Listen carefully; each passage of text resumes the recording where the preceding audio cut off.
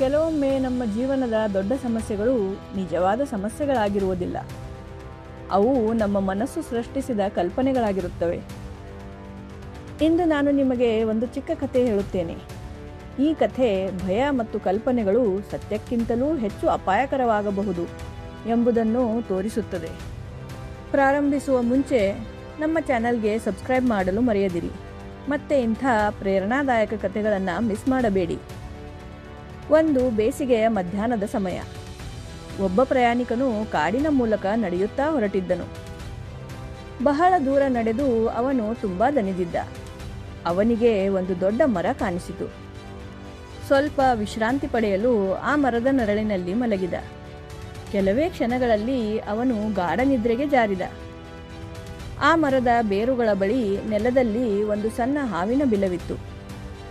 ಸ್ವಲ್ಪ ಸಮಯದ ನಂತರ ಆ ಬಿಲದಿಂದ ಒಂದು ನಾಗರ ಹಾವು ಹೊರಬಂತು. ಅದು ಮಲಗಿದ್ದ ಮನುಷ್ಯನ ದೇಹದ ಮೇಲೆ ಸರಿದು ಹೋಯಿತು. ಆದರೆ ಮನುಷ್ಯ ಗಾಢ ನಿದ್ರೆಯಲ್ಲಿ ಇದ್ದುದರಿಂದ ಅವನಿಗೆ ಏನೂ ಗೊತ್ತಾಗಲಿಲ್ಲ. ಸ್ವಲ್ಪ ಹೊತ್ತಿನ ನಂತರ ಹಾವು ಮತ್ತೆ ತನ್ನ ಬಿಲದೊಳಗೆ ಹೊರಟು ಹೋಯಿತು. ಸ್ವಲ್ಪ ಸಮಯದ ನಂತರ ಆ ಮನುಷ್ಯ ಕಣ್ಣು ತೆರೆದನು.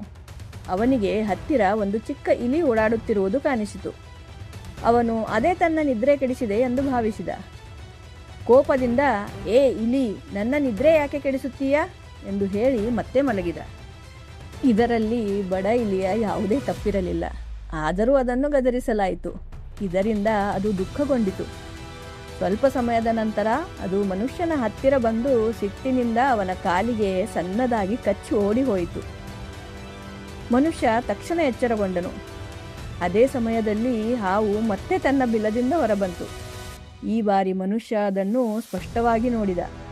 ಅವನ ಹೃದಯ ಜೋರಾಗಿ ತಡಕಾಡಲು ಶುರುವಾಯಿತು. ಅವನ ಮನಸ್ಸಿನಲ್ಲಿ ಒಂದು ಭಯಾನಕ ಆಲೋಚನೆ ಬಂತು. ಹಾವು ನನ್ನನ್ನು ಕಚ್ಚಿರಬೇಕು, ನಾನು ಸಾಯುತ್ತಿದ್ದೇನೆ. ಈ ಕಲ್ಪನೆಯ ಭಯ ಅವನ ಮನಸ್ಸನ್ನು ಸಂಪೂರ್ಣವಾಗಿ ಆವರಿಸಿತು. ಕೆಲವೇ ಕ್ಷಣಗಳಲ್ಲಿ ಅವನು ಅಲ್ಲೇ ಮೂರ್ಛೆ ಹೋದ. ಗೆಳೆಯರೇ, ಈಗ ಒಮ್ಮೆ ಯೋಚಿಸಿ ನೋಡಿ. ಅವನು ಮೂರ್ಛೆ ಹೋದದ್ದು ಇಲಿಯಿಂದನಾ ಅಥವಾ ಹಾವಿನಿಂದ? ಇಲ್ಲ, ಹಾವಂತೂ ಅವನನ್ನು ಕಚ್ಚಲೇ ಇಲ್ಲ. ಅವನು ಮೂರ್ಛೆ ಹೋದದ್ದು ತನ್ನದೇ ಭಯ ಮತ್ತು ಭಯ ಮೂಡಿಸುವ ಕಲ್ಪನೆಗಳಿಂದ, ಅಲ್ಲವೇ? ಈ ಕಥೆ ತಿಳಿಸುವುದೇನೆಂದರೆ, ಸಣ್ಣ ಪುಟ್ಟ ಸಮಸ್ಯೆಗಳನ್ನೇ ನಾವು ದೊಡ್ಡದಾಗಿ ಕಲ್ಪಿಸಿಕೊಳ್ಳುತ್ತೇವೆ. ಓವರ್ ಥಿಂಕಿಂಗ್ ಅಥವಾ ಅತಿಯಾದ ಯೋಚನೆ ಮತ್ತು ಅನಾವಶ್ಯಕ ಭಯ ನಮ್ಮ ಮನಸ್ಸನ್ನು ಕಂಗೆಡಿಸುತ್ತವೆ. ಸಮಸ್ಯೆಗಳು ನಾವು ಯೋಚಿಸುವಷ್ಟು ದೊಡ್ಡದಾಗಿ ಇರುವುದಿಲ್ಲ. ನಾವು ಅವುಗಳ ಬಗ್ಗೆ ದೊಡ್ಡ ದೊಡ್ಡ ಮಾತು, ತಪ್ಪಾದ ಕಲ್ಪನೆ ಮಾಡಿಯೇ ಅವುಗಳನ್ನು ದೊಡ್ಡದನ್ನಾಗಿ ಮಾಡುತ್ತೇವೆ. ಅಂದರೆ ನಿಜವಾದ ಸಮಸ್ಯೆಗಿಂತ ಮನಸ್ಸು ಅದರ ಬಗ್ಗೆ ಸೃಷ್ಟಿಸುವ ಭಯವೇ ದೊಡ್ಡದು. ಮನಸ್ಸು ಶಾಂತವಾಗಿದ್ದರೆ ಅರ್ಧ ಸಮಸ್ಯೆ ಅಲ್ಲಿಯೇ ಮುಗಿದಂತೆ. ಸ್ನೇಹಿತರೆ, ಈ ಕಥೆ ಇಷ್ಟವಾದಲ್ಲಿ ಲೈಕ್ ಮತ್ತು ಶೇರ್ ಮಾಡಲು ಮರೆಯದಿರಿ.